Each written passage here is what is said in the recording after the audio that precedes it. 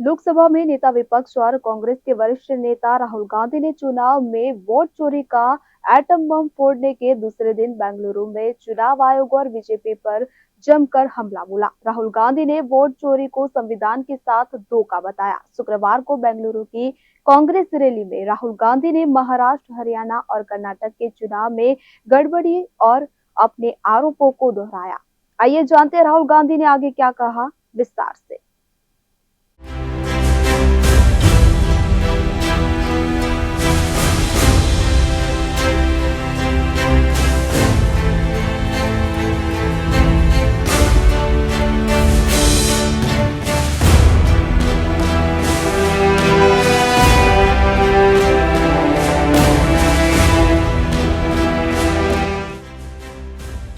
कांग्रेस नेता राहुल गांधी ने शुक्रवार को कहा कि नरेंद्र मोदी तीसरी बार 25 सीट के मार्जिन से प्रधानमंत्री बने हैं। 25 सीट ऐसी है जिन्हें भाजपा ने 35,000 या कम वोट से जीती। अगर हमें इलेक्ट्रॉनिक डेटा मिल जाए तो हम साबित कर देंगे कि मोदी चोरी करके प्रधानमंत्री बने हैं।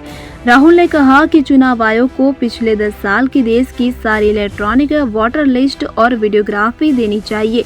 ये सब नहीं देंगे तो क्राइम है। भाजपा को चुनाव चोरी करने दे रहे हैं। पूरे देश को चुनाव आयोग से वोटर्स का डेटा मांगना चाहिए। राहुल गांधी ने कर्नाटक के बेंगलुरु में फ्रीडम पार्क में आयोजित कांग्रेस की वोट अधिकारी रैली में ये बात कही। उनके साथ कांग्रेस के राष्ट्रीय अध्यक्ष मल्लिकार्जुन खड़गे भी रैली में शामिल हुए। बेंगलुरु पहुंचने से पहले राहुल ने एक पोस्ट में लिखा, वोट चोरी केवल चुनावी घोटाला नहीं बल्कि संविधान और लोकतंत्र के साथ बड़ा विश्वासघात है। देश के गुनहगार सुन ले, वक्त बदलेगा, सजा जरूर मिलेगी।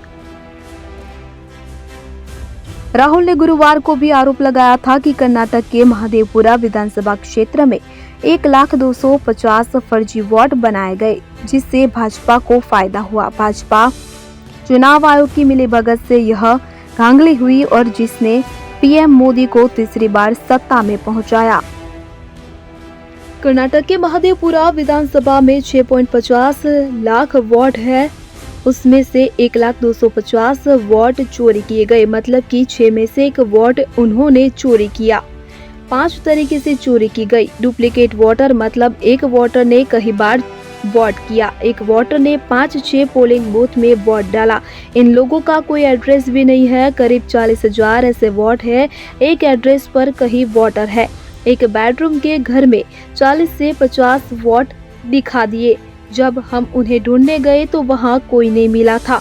उस घर का मालिक बीजेपी का नेता निकला। कर्नाटक की सरकार पैसा देकर चोरी की गई थी। मेरे पास सबूत है कि लोकसभा में भी चोरी की गई। भाजपा की विचारधारा संविधान के खिलाफ है। कर्नाटक का डेटा निकालने में हमें 6 महीने लगे। एक वोट को लाखों वोटर से चेक किया, हर एक नाम को चेक किया। चुनाव आयोग का पूरा डेटा हमारे लिए सबूत है। हमें एक सीट की सच्चाई निकालने के लिए 6 महीने लगे। अगर चुनाव आयोग ने डेटा नहीं दिया तो हम ये काम 20 से 25 सीटों पर भी कर सकते हैं। आप छिप नहीं सकते। एक न एक दिन आपको विपक्ष का सामना करना पड़ेगा। जहां फॉर्म 6 का मिसयूज किया गया वहां 34,000 वोट थे। फॉर्म 6 नए वोटर्स के लिए होता है, लेकिन 34,000 ऐसे वोटर्स हैं जिनकी एज 60, 70 और 80 साल है। डुप्लीकेट वोटर्स ने पहले कर्नाटक में वोट दिया, इसके बाद महाराष्ट्र और यूपी में भी वोट दिया। राहुल ने दिल्ली के इंदिरा भवन में 1 घंटे 11 मिनट के प्रेजेंटेशन में वोटर लिस्ट में गड़बड़ी का आरोप लगाया। उन्होंने कर्नाटक, तमिलनाडु और हरियाणा में चुनाव आयोग पर बीजेपी के साथ देने का दावा भी किया।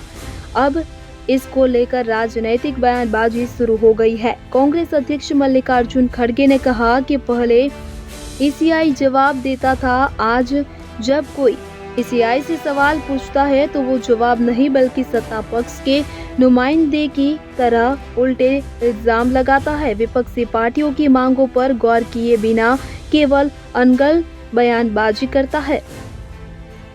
राहुल गांधी ने 2 अगस्त को कहा था कि भारत का इलेक्शन सिस्टम मर चुका है। हम आने वाली कुछ दिनों में आपको साबित कर देंगे कि लोकसभा चुनाव में कैसे धांधली हो सकती है और हुई भी। भारत के पीएम के पास बहुत कम बहुमत है। अगर 10 से 15 सीटों पर भी धांधली न होती तो वे भारत के प्रधानमंत्री भी नहीं होते। राहुल ने ये बातें दिल्ली के विज्ञान भवन में आयोजित एनुअल लीगल कॉन्क्लेव 2025 में कही थी। ईसीआई ने लिखा कि कांग्रेस को आपत्ति तो कोर्ट जा सकती है। चुनाव आयोग की ओर से जारी किए गए लेटर में लिखा कि कांग्रेस ने पहले भी नवंबर 2024 में चुनावों के बाद ऐसे ही आरोप लगाए थे, जिसका विस्तृत जवाब 24 सितंबर 2024 को दिया गया था। पत्र में बताया गया है कि चुनाव पूरी पारदर्शिता से कानूनी के अनुसार और हजारों अधिकारियों की निगरानी में कराया गया। आयोग ने यह भी कहा कि अगर कांग्रेस को कोई कानूनी आपत्ति थी तो वह कोर्ट में चुनाव याचिका दाखिल कर सकती थी।